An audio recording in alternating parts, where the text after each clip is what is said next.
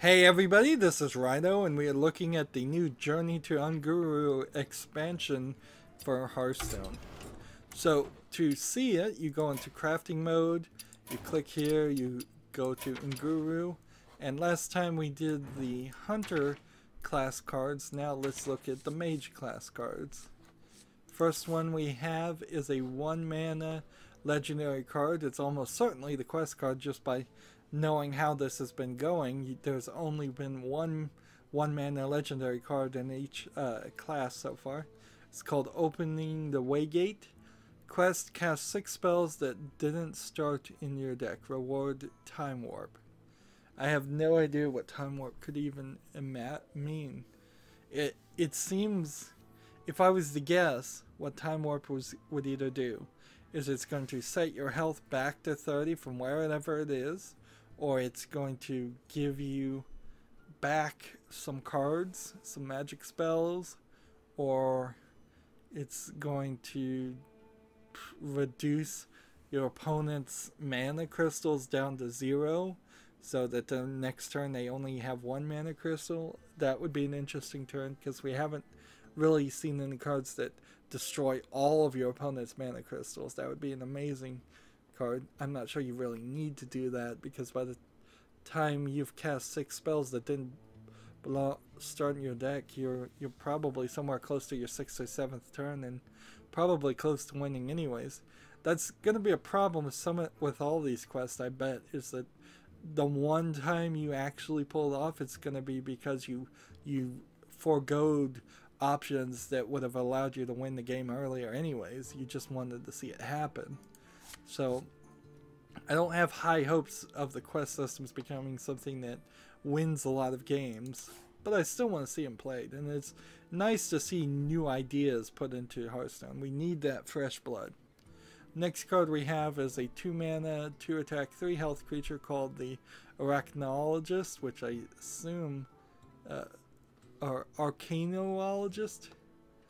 It searches arcane, like caves, I suppose. Is that what they're trying to put 2 words together there? A battle card, discover a secret from your deck. So this card, nothing really wrong with this card, although you don't play too many secrets as a mage. I don't play the mage that often anyways. Most people end up having to play as the mage first, and by the time you've got the mage to level 60, you really have no reason to play it. You can try to get 500 ranked wins and go to gold frames of the mage's face, but that's the only other thing you get for playing it. So I always think of the mages for early games. This card, by the way, not helpful with the quest at all, which is kind of surprising. I thought that would be something here. Next card we have is a 2 mana spell called the Flame Geyser, which I could have sworn there was already a card called the Flame Geyser. Deal 2 damage, add a 1/2 elemental to your hand. And this is 6 spells that play in your deck, and so if this adds a 1/2 elemental to your hand, it's actually adding a creature. So this card's not helpful with this quest either, and I'm surprised by that. I would have thought these first 2 or 3 would have worked with the quest a little bit better. Also, you take note, there's only 1 mana spell in this entire expansion. I guess there was too many cheap cards already in the mage deck for them to add more 1 mana things. Next thing we have is a 2 mana spell called Primordial Glyph. Discover a spell, reduce its cost by 2. So that would be helpful towards the quest, finally. So you play this, you discover a spell, it's reduced its cost by 2. A lot of spells are 4, 5, or 6, if not higher. So you're still not likely to, unless they add a bunch of spells, which I don't think they're going to do, that are cheap. I don't think you're going to find too many spells that are 2 and then get reduced to 0. So this isn't really the greatest card, I don't think, to play on your second turn, even if you're trying to do the quest. Next card we have is a 2 mana, 2 attack, 2 health elemental called Pyros. Now, elementals are interesting because it's a new style of character. This game being based off World of Warcraft, and World of Warcraft being based off Warcraft, there's surprisingly two types of characters that should be a class of character that don't exist in this game for some reason. And that's orcs and humans. Because that's exactly what Warcraft was originally about. It was orcs fighting humans with nothing else. And we do have cards that definitely in the artwork look like orcs. We do have cards that in the artwork and name look like humans. But we don't have a tag that calls them an orc or human, nor do we have any abilities that would help only humans or help only orcs. Instead, we have several other classes, which I'm glad for new classes, and eventually I imagine every single card will have some kind of class, if not 2 or 3 happening. And this is a great way to add some more synergy to the game, because there will be cards that say increase an elemental's attack by 1, increase an elemental's health by 1, or reduce the cost of elementals, things like that. This ability is a death rattle to return this to your hand as a 6/6 that costs 6 mana. So basically this is kind of like a Phoenix idea. You play this on your second turn, it gets killed pretty soon, it goes back, and it's now a decent 6 mana card for 6 attack and 6 health. And it's an elemental, so we'll find some other spell that potentially could help with achieving that. And that's why that's a legendary card. Although kind of a weak legendary card right now. Next card we have is a 2 mana, 2 attack, 1 health elemental called Shimmering Tempest. Death rattle, add a random mage spell to your hand. So you would definitely need to play this card if you're going for this quest. In fact, you're going to have to play practically every single card that would give you a spell to get this quest done. Which is exactly what we saw in the Hunter quest too. Is that it seems if you're going to actually go for the quest, which I'm not really recommending right now, you are going to have to build a deck that uses at least 20 out of the 30 cards in some way to make it easier to accomplish that quest and do nothing else. And that single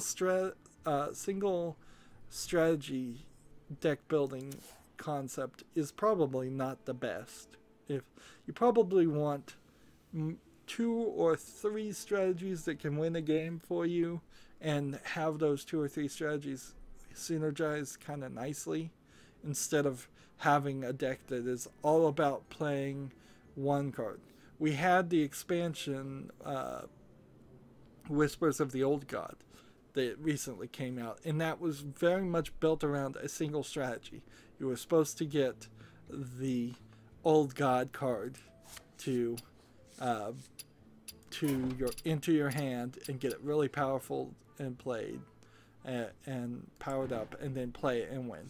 That was the only real main strategy of Whispers of the Old God, and frankly it's kind of boring and in not the best way.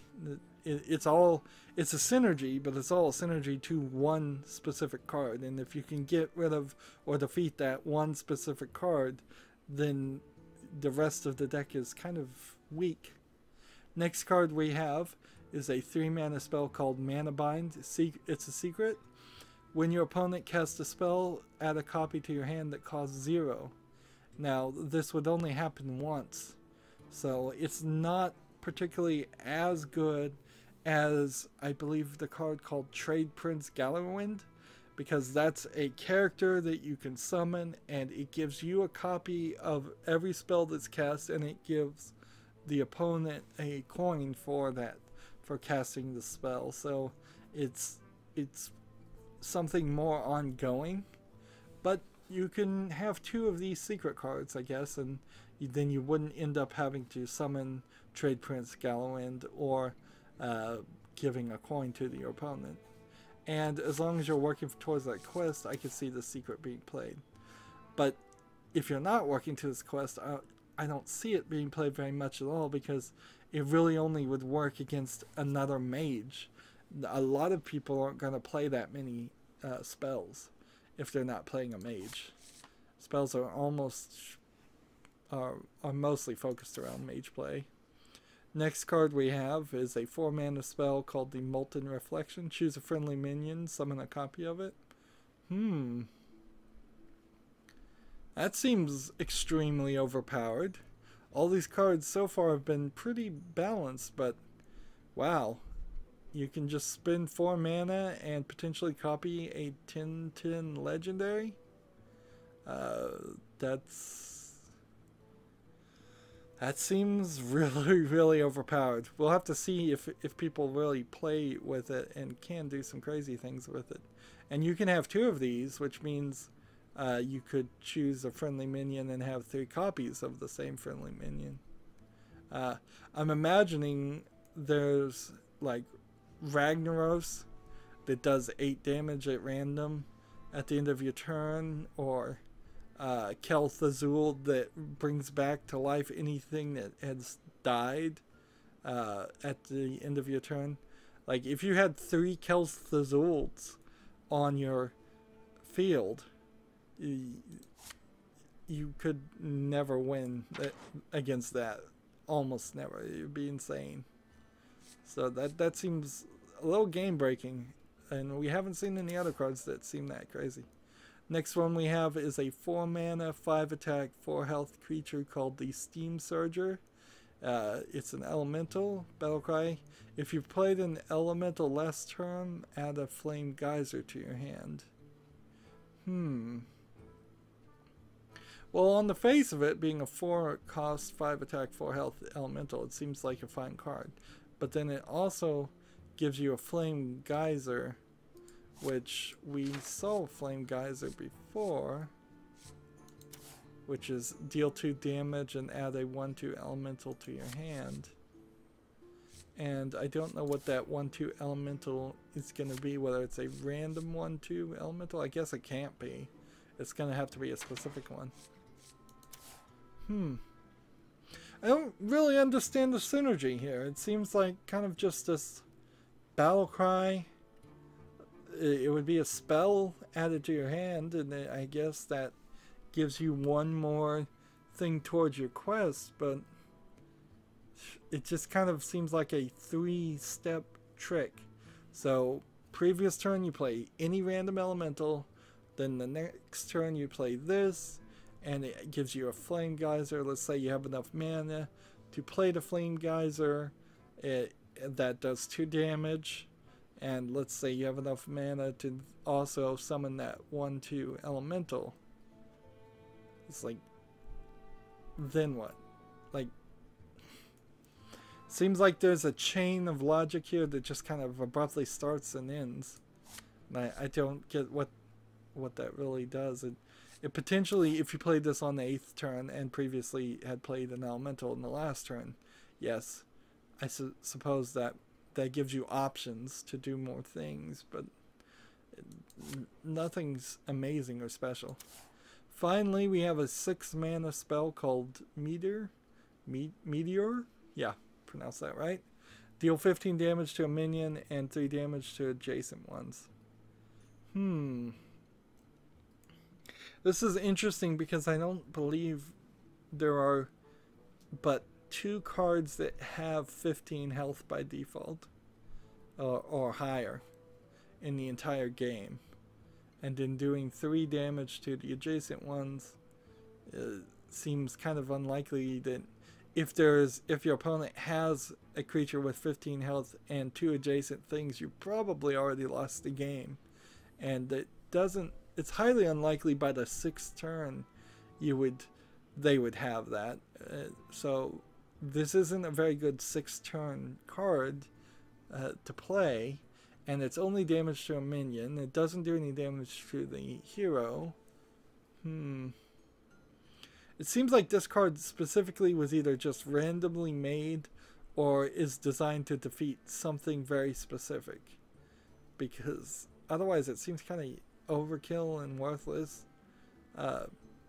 There might not be other spells that cost 6 mana that do as much damage, so this card might replace a different card that costs 6 mana and deals maybe only 8 damage to a minion. So it might just be pushing the power curve up. for no reason, but that's all I can really think there. Let's see, if we look at all the cards here, there's, and then flip all the way over here. Man, they've really gotta need to improve this interface a little bit, because when you start looking at all the cards, it's too many at this rate. See, like here you have a character that has 14 health, and everything else is 8, 10. There might be some cards that add some more health. Here's a 12, here's a 12, here's a 12. So I kind of see what they're doing here. Here's a 12. But you're talking like 9th or 10th turn legendary cards are the only cards that really defeats. And see, here's the Kelth Azul that if you had 3 of those on your field, that would be crazy. And also there's Ragnaros. 3 of those would be crazy. Yeah, I really don't know about that card. I really don't know about that card. Anyways, so they're probably, through all this, could find some more cards that would give you spells in your hand. Like here's one in particular. You would want the Babbling Book that has a battle cry to add a mage spell to your hand. There's, I believe, several others, maybe 2 or 3 others that would do the same or similar things. But yeah, that quest seems particularly difficult for the mage. Anyways, that's it for the Journey of the Unguru cards. Stay tuned if you're watching this live. Otherwise, as always, I ask you to like, share, subscribe, comment, and watch every second of my videos. If you want a friend or follow me on basically any social media sites, there's a whole bunch of links down below. Thank you for watching. Have a good evening.